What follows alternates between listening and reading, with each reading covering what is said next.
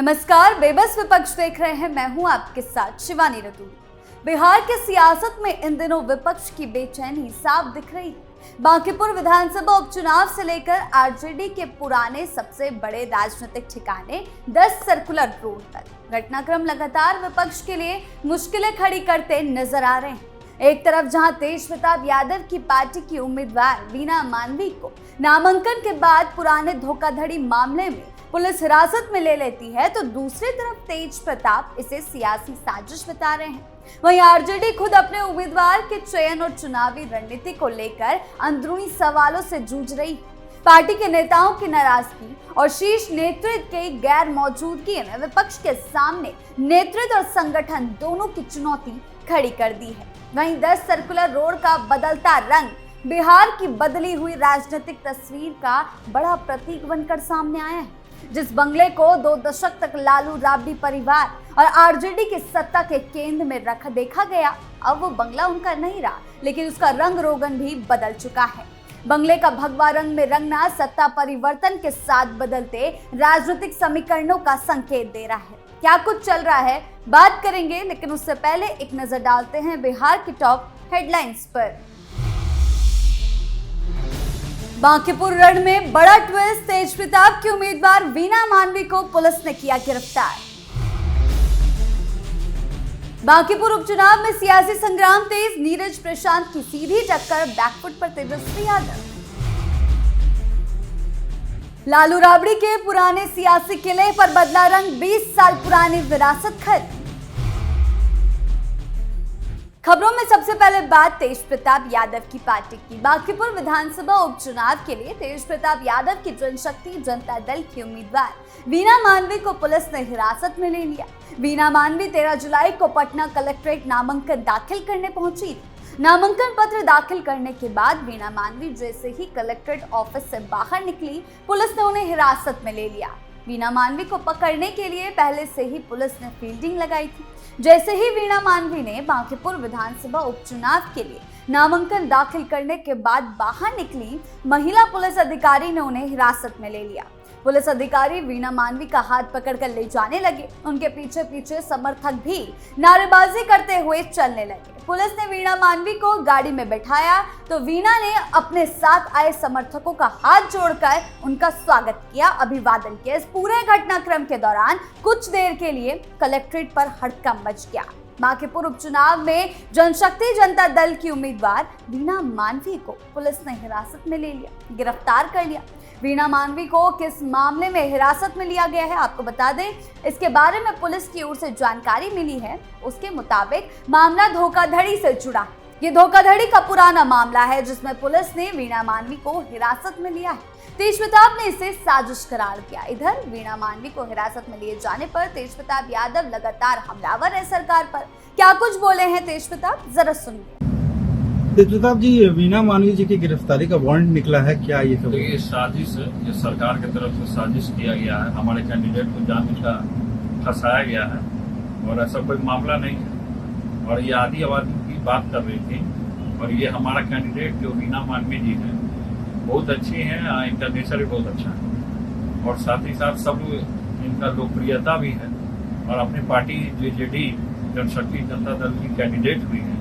तो षड्यंत्र कर रहे हैं लोग। ये षड्यंत्र ज्यादा दिन तक टिकने वाला नहीं है। हम भी चुनौती दे देते हैं। हम अभी दिल्ली में हैं, अभी हम बिहार आ रहे हैं। हम बिहार आएंगे, उसके बाद हम सरकार पर घेराव करने का काम करेंगे। कि जिस तरीके से प्रताड़ना दिया जा रहा है और मुकदमा किया गया या क्या किया गया, गिरफ्तारी वारंट आज के दिन क्यों निकाला गया भाई? आज वो नॉमिनेशन दे रही है और आज के दिन आप गिरफ्तार करोगे, गिरफ्तारी वारंट निकालने का आप लोगों ने काम किया है, बहुत गलत किया है, बहुत गलत।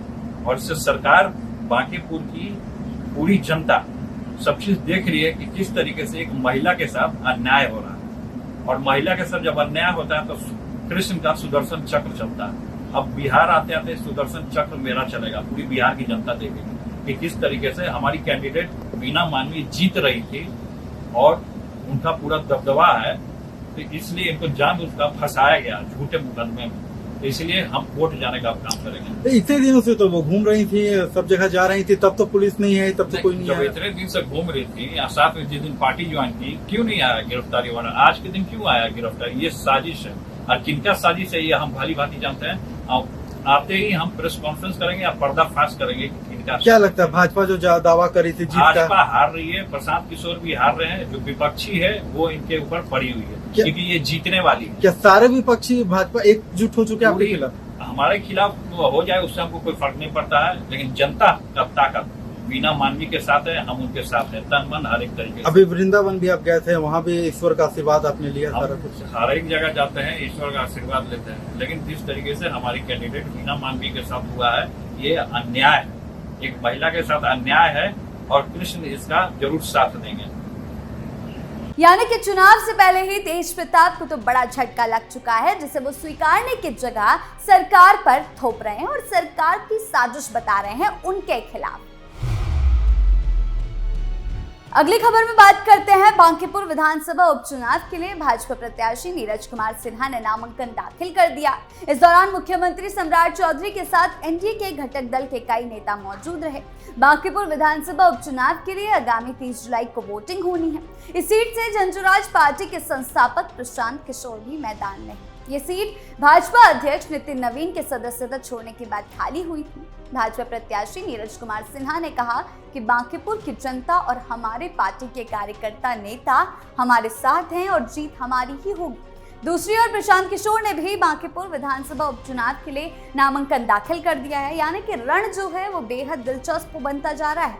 नामांकन के बाद पत्रकारों से बातचीत में प्रशांत किशोर ने कहा, ये पहली बार है कि मैं बिहार में विधानसभा का चुनाव लड़ रहा हूँ। मैंने बांकीपुर की जनता से समर्थन मांगा है, मैं उनके लिए काम करूंगा और मुझे पूरा भरोसा है कि जनता हमारा समर्थन करेगी। हालांकि पिछली बार के विधानसभा चुनाव में प्रशांत किशोर की पार्टी बड़ा बुरा प्रदर्शन करके सामने आई थी, 0 सन्नाटा पे रह गए, लेकिन उन्होंने इस बार दावा ठोका है कि चुनावी मैदान में सभी उम्मीदवार हैं, लेकिन हम सीधे जनता के बीच जा रहे हैं, उनसे समर्थन मांग रहे हैं। इस सीट से तेजस्वी यादव की पार्टी आरजेडी ने रेखा गुप्ता को टिकट दिया है।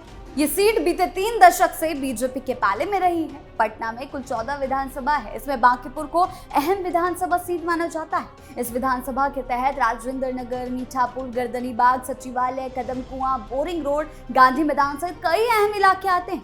तेजस्वी यादव फिलहाल विदेश में है। यानी कि अगर विपक्ष की बात करें, एक और जहां प्रशांत किशोर बीजेपी को टक्कर देने की कोशिशों में, वहीं तेजस्वी गायब है। बांकीपुर उपचुनाव में राजद बिना कप्तान ही मैदान में।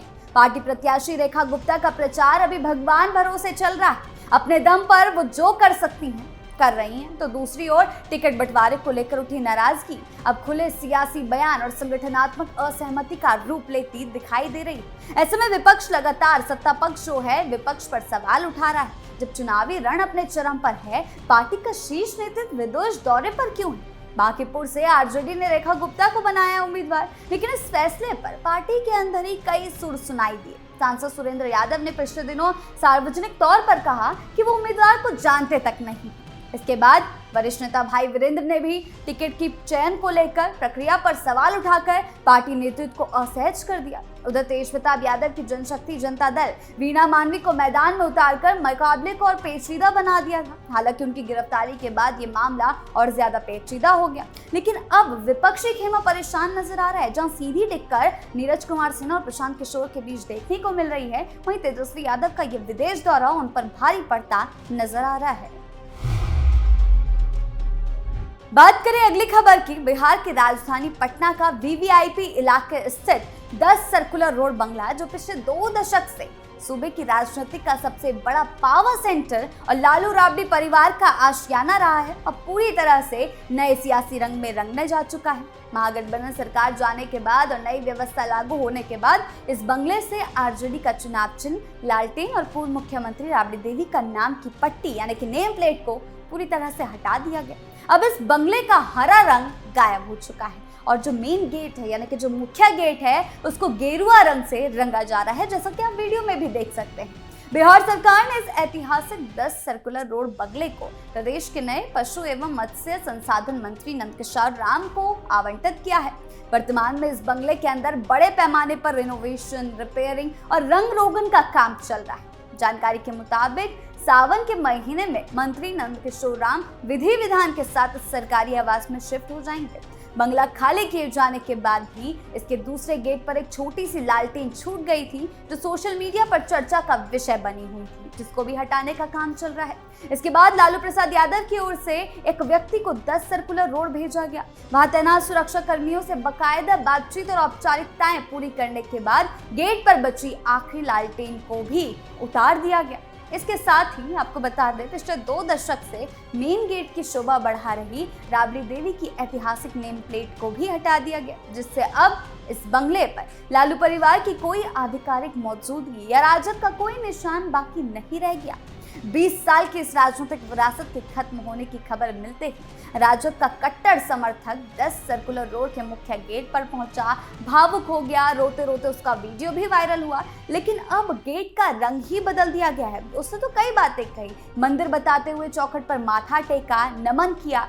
बिहार में ये एक नई राजनीतिक रवायत बन चुकी है। वर्तमान में बीजेपी कोटे के जितने भी मंत्रियों को सरकारी आवास मिले हैं, उनके घरों के मुख्य गेट का रंग अनिवार्य रूप से गेरुआ ही रखा गया है और अंदर के दीवारों पर भी सफेद और गेरुआ का कॉम्बिनेशन देखने को मिलता है। अब इसी कड़ी में 10 सर्कुलर रोड, जो कि राबड़ी बंगला हुआ करता था, अब नहीं रह गया। उसे भी पूरी तरह से भगवा रंग में रंगा जा रहा है। आपकी इन मामलों को लेकर क्या राय है, हमें कमेंट सेक्शन में जरूर बताएं। धन्यवाद।